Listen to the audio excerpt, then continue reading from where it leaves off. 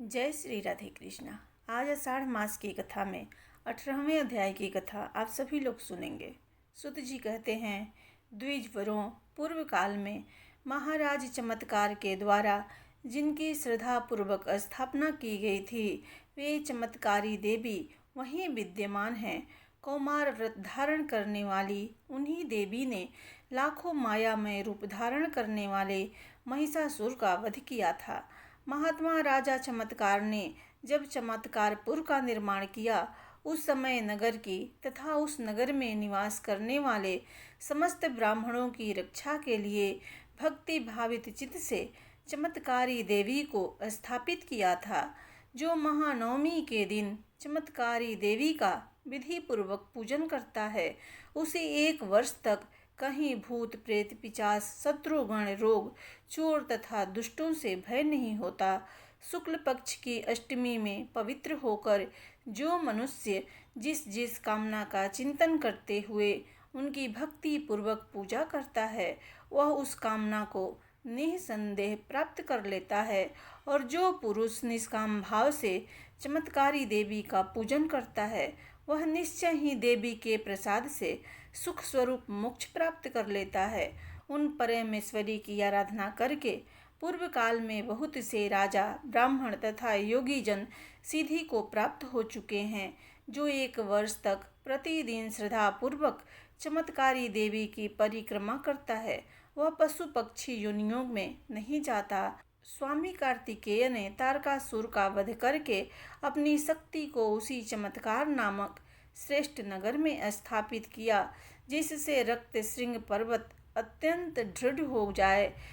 उसके बाद उन्होंने प्रसन्न होकर अम्बा, वृद्धा, आम्रा, माहित्था और चमत्कारी इन 4 देवियों से कहा, आप सब लोग मिलकर इस श्रेष्ठ पर्वत को सुस्थिर बनाए रखें, जिससे यह प्रलय काल में भी अपने स्थान से विचलित न हो।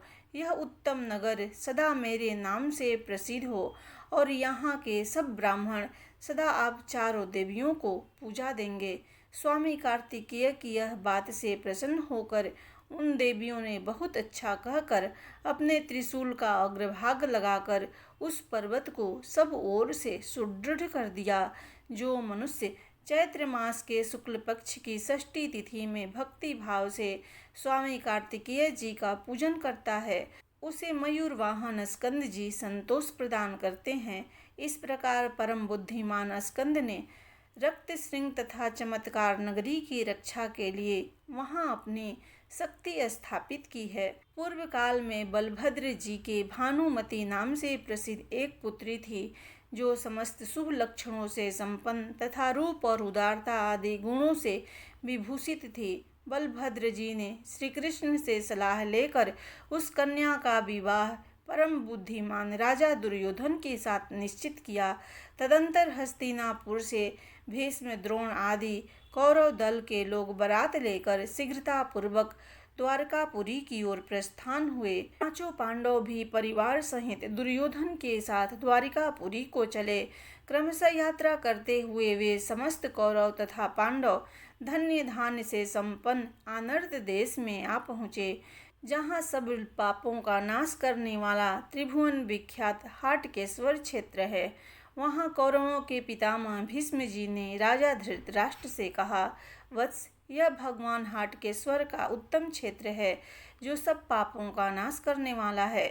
बहुत दिन हुए मैंने इसका दर्शन किया था, अतः हम लोग आज से 5 दिनों तक यहाँ निवास करें और शुद्ध चित्त वाले मुनियों के जो जो पुण्यदायक मंदिर और तीर्थ यहाँ हैं, उन सब का दर्शन करें। भीष्म जी के ऐसा कहने पर राजा धृतराष्ट्र ने अपने 100 पुत्रों के साथ शीघ्रतापूर्वक उस उत्तम क्षेत्र में गए।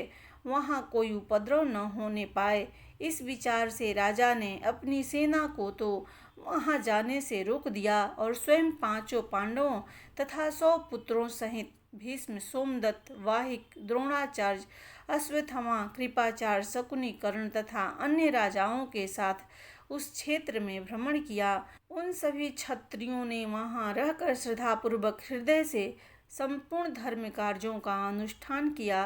तदंतर वे सब लोग वहाँ के देव स्थानों, तीर्थों, ब्राह्मणों तथा उत्तम व्रत का पालन करने वाली तपस्वी जनों की प्रशंसा करते हुए धृतराष्ट्र के साथ अपनी छावनी पर लौट आए। वहां से कौरव तथा पांडव द्वारिकापुरी को गए। वहां पहुंचकर हर्ष में भरे हुए उन सब लोगों ने राजकुमारी भानुमति के साथ महाराज दुर्योधन का विवाह कराया। उस समय नाना प्रकार के बाजे बजे, वेद मंत्रों का उच्चारण हुआ, मनोहर गीत गाए गए तथा सहस्त्रों बंदी जनों ने स्तुति पाठ किया। इस प्रकार 8 दिनों तक यदुवंशियों और कौरवों ने मिलकर बड़ा भारी उत्सव मनाया। 9वें दिन भीष्म आदि कौरवों तथा पांडवों ने स्नेह पूर्वक कमल नयन श्री कृष्ण से कहा, पुंडरीकाक्ष, हम लोग आपके और बलराम जी के स्नेह पास में इतने बंधे हुए हैं कि आप लोगों का आश्रय किसी प्रकार छोड़ना नहीं चाहते, तथापि अब हमें अपने नगर को जाना चाहिए, अतः आप और बलभद्र जी हमें विदा दें। भगवान श्री कृष्ण ने कहा, आप लोगों को यहाँ रहते हुए न तो वर्ष बीता है, न मास बीता है और न पक्ष व्यतीत हुआ है, फिर इतने ही दिनों में घर जाने की उत्कंठा कैसे उदित हो गई। हमारी तो यही इच्छा है कि कौरव पांडव तथा हम सब लोग मिलकर विधिवत प्रकार से मनोरंजन करते हुए सदा यहीं टिके रहें। यदि आपका हम लोगों पर स्नेह हो तो ऐसा ही करें। भीष्म जी बोले, श्री कृष्ण, आपने जो बात कही है वह सर्वथा योग्य है, परंतु आपके निकट आते हुए हम लोगों ने अनर्त देश में अत्यंत अद्भुत हाटकेश्वर क्षेत्र का दर्शन किया था। वहाँ सूर्यवंशी और चंद्रवंशी महात्मा राजाओं के द्वारा स्थापित किए हुए अनेक शिवलिंगों को देखा था। अतः हमारे मन में यह विचार उत्पन्न हुआ है कि हम लोग भी वहां जाकर अपने अपने नाम से पृथक पृथक शिवलिंग की स्थापना करें। इसलिए प्रभो, आप अपने चित्त को दृढ़ करके आज्ञा दीजिए कि हम लोग वहां जाएं। आपके दर्शन की लालसा से हम फिर यहाँ आते जाते रहेंगे। श्री भगवान ने कहा, मैं उस परम पवित्र पाप नाशक क्षेत्र को जानता हूँ।